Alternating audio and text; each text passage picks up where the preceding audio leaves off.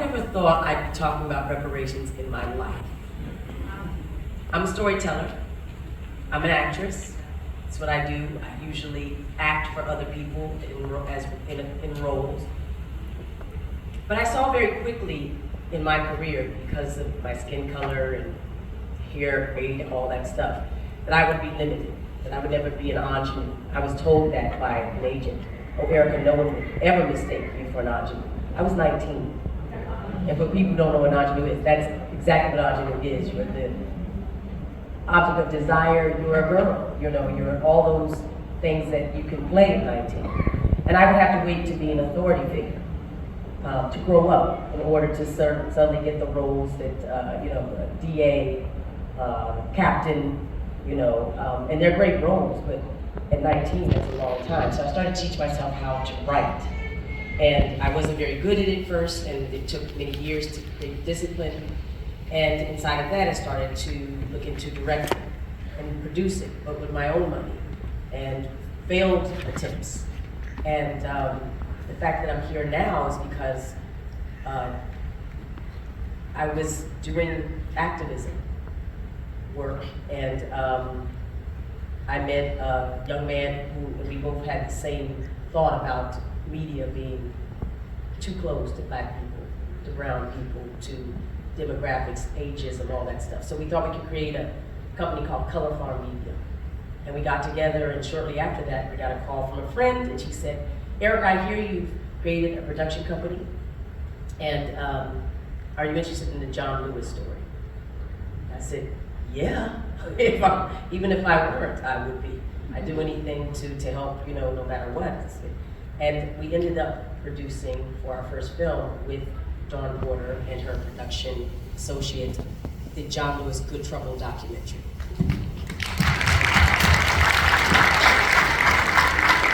And I tell you this story because that's how I got into the reparations conversation. A friend of ours, Joy Reid, the great Joy Reid, journalist, I told her that we were interested in doing a reparations film. She said, you need to talk to that Whitney Dow. Whitney Dow is a white man who does films about racism for white people. And so she said, you should get together, you should probably do it together, it'd be a great idea. So we did, and then he'll take it from there.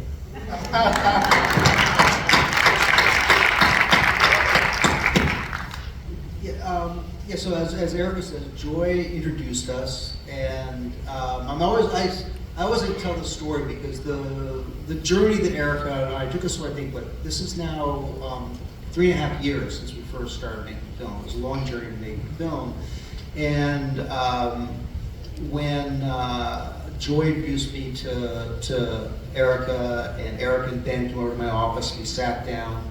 They said, Joy had called, said, you should make this film together, you should make reparations. I said, I don't know, do I need like an actress in my life, and I don't know if this, and I went and I said, Erika, I don't think this is gonna work, this is gonna be hard, I made a lot of films. She goes, Whitney, you think that I could survive in Hollywood for 30 years if you know how to deal with people like you?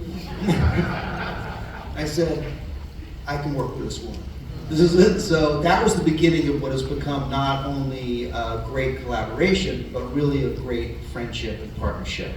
And it's interesting to see, we started on this film, and it's interesting, the great Professor Juliana Malveaux was here, and she was early on.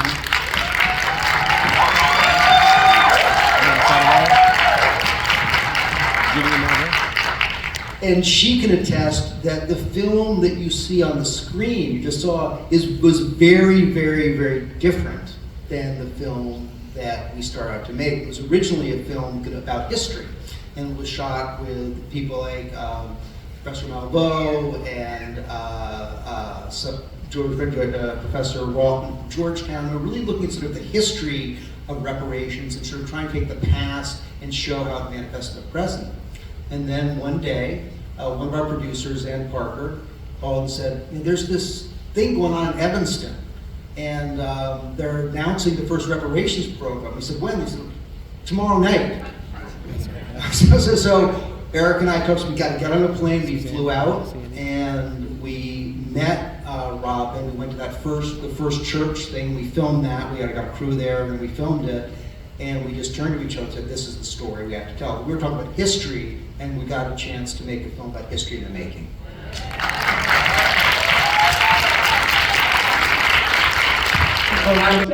Right? So what do we want for reparations? What's the large federal package? What's the dream look like?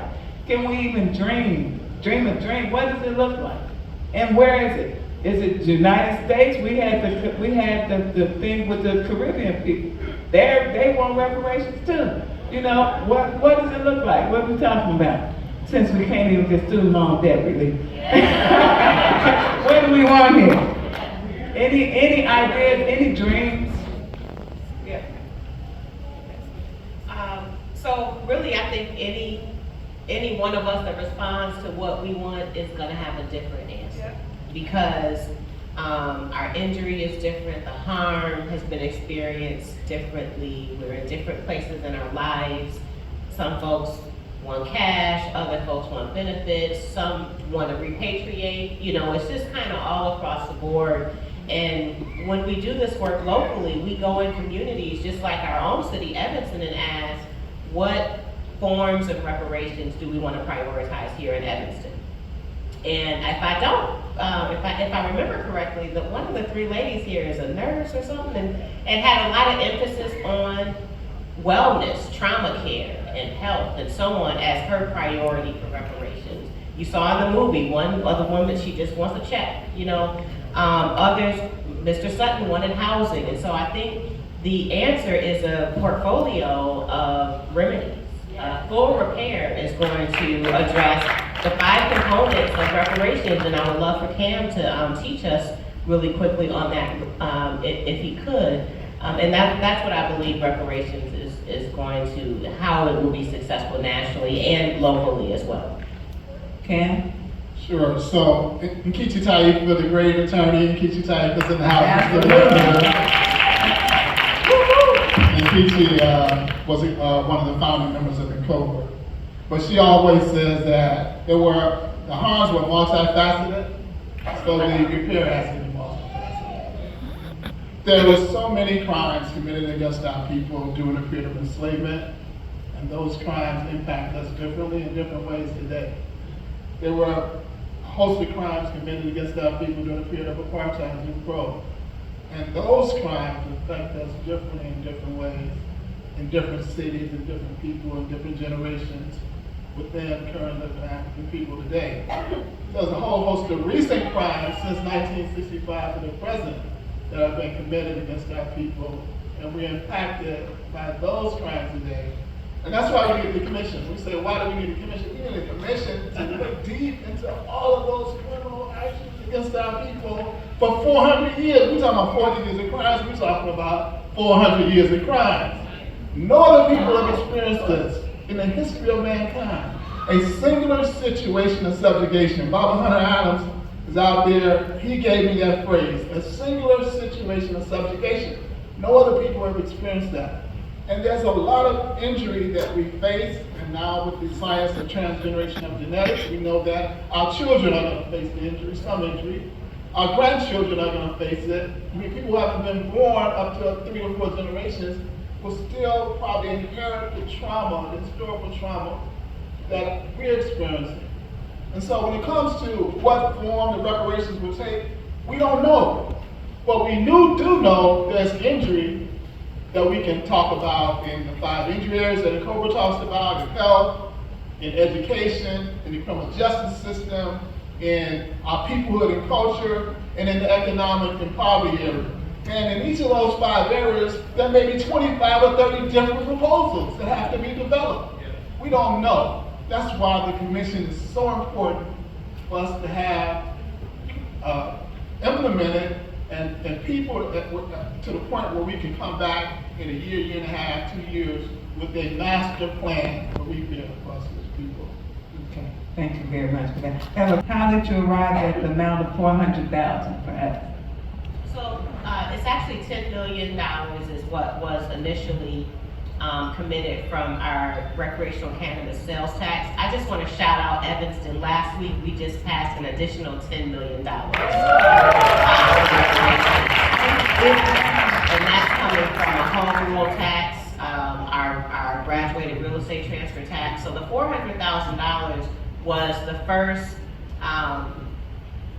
installment of our tax received from the state. So it was really all the money that we had to work with. We didn't start with $10 million. It's coming in incrementally as folks buy cannabis in Evanston.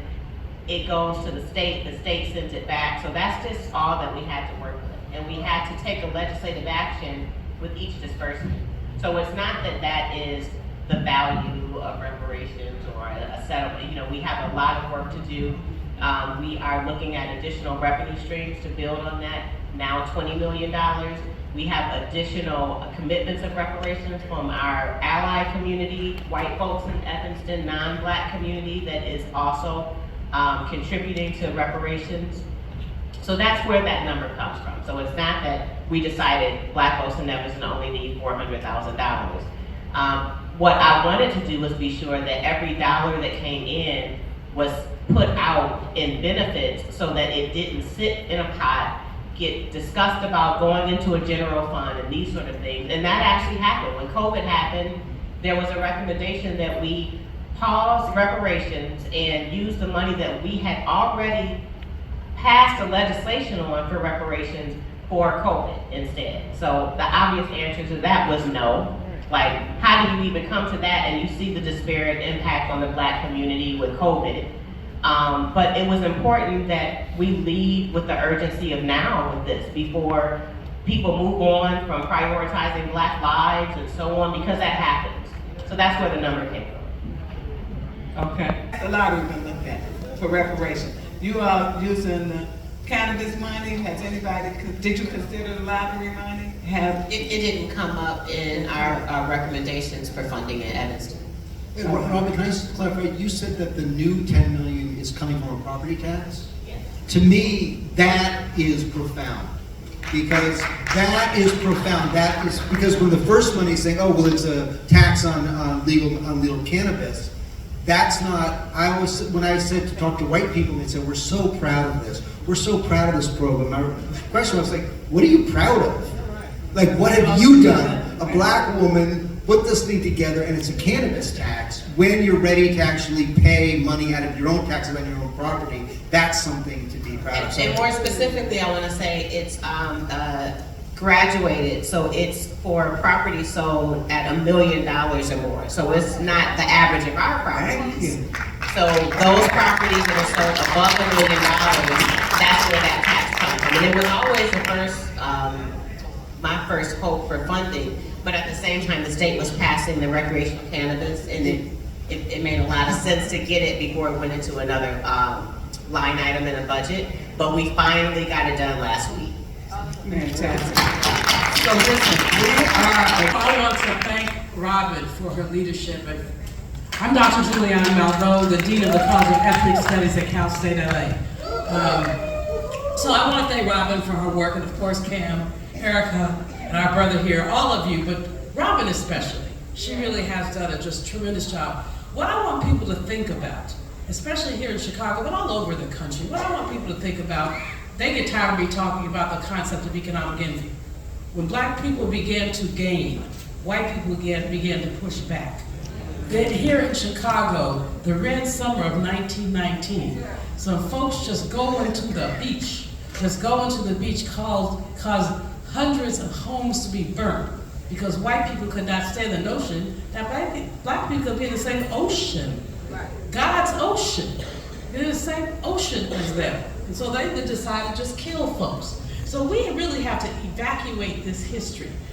The Big Payback and the historical pictures that are in there do some of that. But I would encourage people really to look at their own families and look at what kind of damage you've experienced because of basically predatory white supremacy. Predatory white supremacy. And so, I mean, I could talk all day, they know I'm not going to, but I would like y'all to really just think about your own family. I'll say very quickly in my own family as an example, and what triggered much of my interest, why I'm an economist. In our family, we had some land in Mississippi. It abutted a bayou, a very rich fishing area. The white folks wanted, we were very generous. Well, that was them, not me. If it was me, it would have been another story. But my relatives, my foremothers, let everybody, white folks, black folks, fish in the bayou. But the white folks could not stand the fact that we had the bayou. So one night, they went to bed, they woke up, the fence had moved. The fence bloody moved. And, you know, it took us 30 years, we never reclaimed the land. The fence that moved, there's a lane in Moss Point, Mississippi called Hawkins Lane. It's after our family. So they took our land and took our land and gave us a lane, no thanks. And two of my male cousins disappeared. Wow. Being people who had my temperament. I have their temperament. They did not go quiet. They did not give up the land quietly. And Auntie Emily used to say, I never knew what happened to. I never knew what happened to. How many black folks do we never know what happened to? And a whole lot of. Buffy. I want to thank Buffy for being supportive. You saw the founding and the launch of First Repair, and we started really with one family foundation that believed in us, and we didn't have the infrastructure that we needed to even receive other grants. And Buffy was there for us when we needed the support, acting as a fiscal sponsor and giving us other introductions to professional services that we needed. So I just want to thank Buffy, Casey, thank you, Casey. Thank you to the organization for being there for a small black non-for-profit. And if you all don't know about what Buffy is doing for us, please look into it, because I know there's so many of us doing this type of work, and know that they don't only hold fiscal agency for you, but they also have a lot of technical assistance and other valuable support. So I just wanted to shout that out. Thank you for that. Listen, you all, we can't bring up turnaround without bringing up Henry. Henry over there, Buffy. We all know Henry held down for years. A beautiful soul. May he rest in peace as well. I'm sure they're very proud and smiling down on them. I'm going to give last remarks down the line. Come on down the line, and we're going to pass it to you, okay? Starting with you. So again, I first really want to thank Buffy, museum, everybody for having me. So it feels it's such an honor for me to be here, to be on the stage with these incredible warriors, this incredible woman, and thank you so much for. I don't know what to say. I'm overwhelmed. Thank you, Casey. Thank you very much for your kindness and just your thoroughness. We really appreciate your tender, loving care. Thank you, Robin. Thank you so much. Let us enter out with her heart during a plague, and she never wavered. And the whole time she says, I don't even know what this thing is, documentary, and how I'm coming off, but she allowed it, and that was a very brave thing. And so we'll never forget what you did, and thank you so much for helping to build Color Farm, and also our resume with it, because it matters. Thank you so much to everyone who participated, Kamm, Kichi, Julianne, everyone. It mattered that you're there. I want to say something very quickly, because Whitney said something to me. I said, you know, there's so many people who contributed to the films, you can't see them. But he says they're there, because we learn from each person how to focus or how to tell the story. And that helps us as storytellers going forward, but also it affects the world. So we thank you so much, because your energy is in there and it's historic. So if you're out there, thank you very much for what you've done for us. And thank you so much for participating, and for people who have supported my career. Thank you so much. Thank you. I don't take it for granted, your kindness and your love, and it really matters, and it helps me go forward, and I appreciate it. Thank you.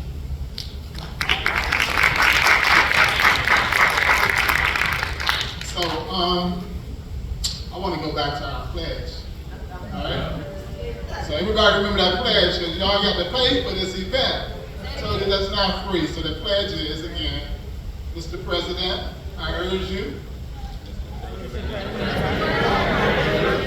to create a reparations commission by executive order now. Now. We got to do that again. Wait a minute. We're going to get this side up front to do the first part.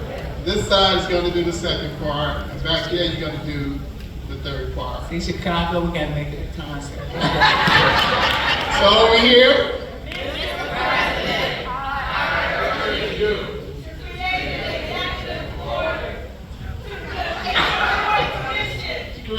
To create the HR 40 Commission